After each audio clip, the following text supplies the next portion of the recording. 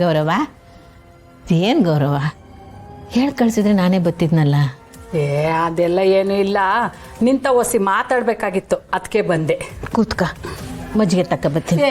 ಅದೆಲ್ಲ ಏನು ಬೇಡ, ನೀನು ಕೂತ್ಕ. ಹೊತ್ತೊತ್ತಿಗೆ ಸರಿಯಾಗಿ ತಿಂತಿದ್ಯಾ ಗೌರವ? ಮಗ ಇಲ್ಲ ಅಂತ ಹೊಟ್ಟೆ ಹಸ್ಕೊಂಡಿದ್ಯೋ ಹೆಂಗೆ? ಎಲ್ಲ ಸರಿಯಾಗಿ ಆಯ್ತದೆ. ಈಗ ನಾನೊಂದು ಇಸಿಯ ಕೇಳ್ತೀನಿ, ನೀನು ದಿಟ ಹೇಳ್ಬೇಕು.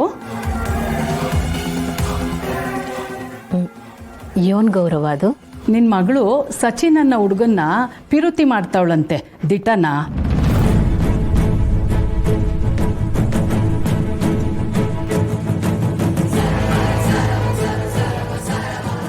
ನಾನು ನಿನ್ನ ಮಗಳ ಮೇಲೆ ಅನುಮಾನ ಪಟ್ಟು ವಿಷಯ ಕೇಳ್ತಾ ಇಲ್ಲ. ವಿಷಯ ಗೊತ್ತಿದ್ರೆ ಒಳ್ಳೇದಲ್ವಾ? ಕಾಲೇಜಿಗೆ ಆ ಹುಡುಗ ನಮ್ಮ ಸುಮ್ಮನ ಪಿರುತಿ ಮಾಡ್ತೀನಿ ಅಂತ ಹೇಳಿದ್ನಂತೆ. ವಯಸ್ಸು ಆ ವಯಸ್ಸು ಅಂಥದ್ದಲ್ವೇ? ಆದರೆ ನಮ್ಮ ಸುಮ ಜಗನ್ನ ಮದುವೆ ಮಾಡ್ಕೊಳ್ಳೋಕ್ಕೆ ಮನಸಾರೆ ಒಪ್ಕೊಂಡವಳೆ. ಗೌರವ, ಯಾರಾದರೂ ನನ್ನ ಮಗಳ ಬಗ್ಗೆ ತೆಪ್ಪಾಗಿ ಹೇಳೋರು ಹೆಂಗೆ? ಹಂಗೆಲ್ಲ ಏನೂ ಇಲ್ಲ ಪುಟ್ಟಕ್ಕ. ತಂದೆ ತಾಯಿಯಾಗಿ ಮಕ್ಕಳು ವಿಷಯದಾಗೆ ಎಡಬಾರ್ದಲ್ವಾ, ಅದಕ್ಕೆ ಕೇಳ್ದೆ. ಇದ್ರಾಗ ಎಡವ ಮಾತು ಏನೂ ಇಲ್ಲ ಗೌರವ. ಎಲ್ಲ ಹೇಳಿ ಕೇಳಿನೇ ನಿಶ್ಚಯ ಮಾಡಿರೋದು. ನನ್ನ ಮಗಳು ಯಾವತ್ತೂ ನಿನ್ನ ಮನೆ ಸೊಸೆನೆ, ನಾನು ಕೊಟ್ಟ ಮಾತನ್ನ ಮುರಿಯೋಕ್ಕಿಲ್ಲ. ನೋಡ್ಪುಟ್ಟಕ್ಕ, ನಮ್ಮ ಮಕ್ಕಳು ಸಂದಾಕಿರ್ಲಿ ಅಂತ ಅವ್ರಿಡೋ ಪ್ರತಿಯೊಂದು ಹೆಜ್ಜೆನೂ ಕಾಳಜಿಯಿಂದ ಗಮನಿಸ್ತೀವಿ. ಆದರೆ ನಮ್ಮ ಅತಿಯಾದ ಪ್ರೀತಿನೇ ಅವರಿಗೆ ಮುಳ್ಳಾಯ್ತಾ ಇರೋದು.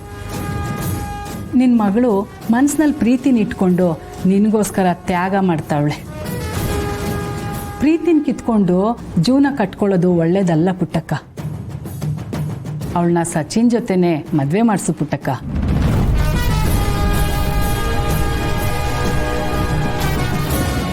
ಇದೆಯೋ ಹಿಂಗೆ ಹೇಳ್ತಿದ್ಯಾ? ನಮ್ಮ ಸುಮ್ಮನ ನಿನ್ನ ಮನೆ ಸೊಸೆ ಮಾಡ್ಕೊತೀನಿ ಅಂತ ಮಾತು ಕೊಟ್ಟಿದ್ಯಾ, ಈಗ ಹಿಂಗೆ ಹೇಳ್ತಿದ್ಯಲ್ಲ?